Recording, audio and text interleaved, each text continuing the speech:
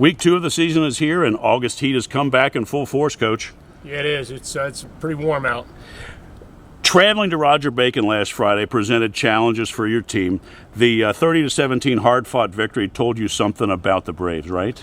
Yeah, I thought it was for a first game of the season to play somebody that's a playoff caliber team on the road at a place like that. I wanted to see how we would compete, and I'm very, very pleased, really pleased with how we competed. I know when we texted after the game, the thing you said to me was played hard, and I know that's always important to one of your teams is to be smart and play hard. Let's talk about the offense. What pleased you about the offense in Week 1? Well, I think Ben Sichel just managed the game well. He did a great job, and they loaded up the box on us to stop the run. Obviously, Devlin got the really solid run early on, and he threw the big pass. So he's hard to stop, and he's going to cause people to, to load the box on us, which we're going to have to find, answers for that. But, Sitch hit that big pass at the end, which was a monster pass to hit. Right. So,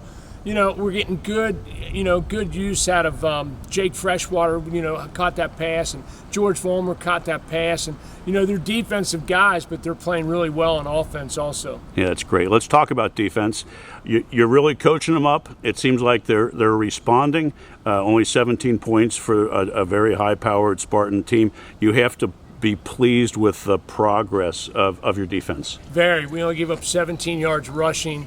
Aiden Rippey played a great one technique. He really clogged the hole up and allowed our linebackers to flow. And Penn is Penn, and I'm probably not going to talk about him enough just because he does what he's supposed to do. But, I really believe that Penn Picton is one of the top linebackers in Cincinnati. And wow. I kind of irked he didn't make the inquired list, but, he's really good. He flows to the ball. He makes up for mistakes. But yeah, and then Drew Rader had a monster game. He was making a great push, and with Drew and Aiden Rippey going both ways the entire game, I just thought they played fantastic.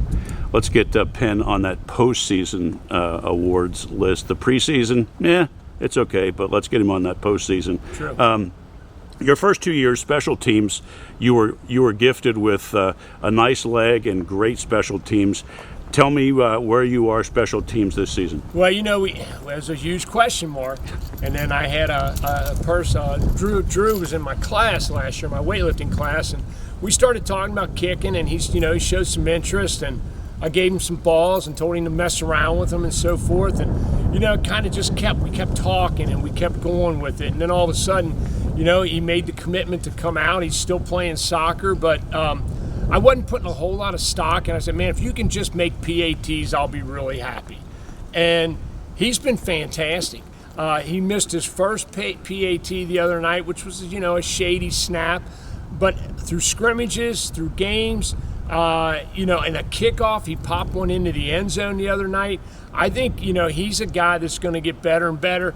He's not Alex Grace right now. Will he ever be? We don't know about that, but I'll tell you what, he will be. He'll be a force for us as he continues to get better and better. Yeah, best of luck to him. Coach, do you like that the CHL schedule allows you to have 3 non-league games to start the season? I love it. Every team wants to go 10-0. I get it, but I'd rather go 16. I'd rather play game 16. And if I had to sacrifice a win to play somebody harder, Roger Bacon's a really tough team to play, although they're Division IV, but they're a playoff team. Sure. And then Harrison's just going to be a monster game. It makes you better. I'm more interested in what we do in the playoffs than I am what we do in the regular season. Yeah, no question about that. When Mother Nature delivers weather like we have this week, do you adjust your practice plan any for the kids this week? You kind of do that in the month of June. We run really hard to get in great shape. And then really what we try to do when we get into these days like this in August and game week is practice at game tempo. we're not conditioning anymore, but we're practicing at game tempo, which they can use that conditioning from June, and they're used to it. I mean, we don't make any excuses. We're smart. We give extra water breaks. We do this, we do that. But I really think the idea is practicing at game tempo to make sure they're ready to play in a game in this kind of heat. Great. This Friday is the big Booster Bash and the home opener here at Tomahawk Stadium. It's a big night for your fans and supporters of your program. It is, and I mean, it's. I think it's an awesome event. It gets a lot of people here.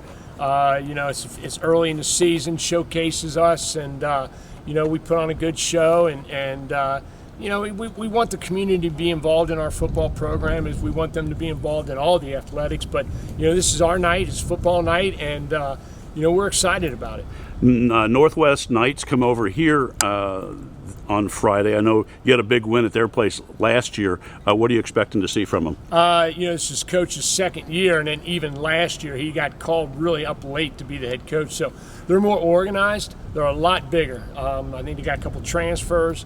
So, it'll be a challenge. We're going to have to get after them, use our conditioning, use our discipline, but definitely going to be a much better game this year. Coach, best of luck Friday night against Northwest.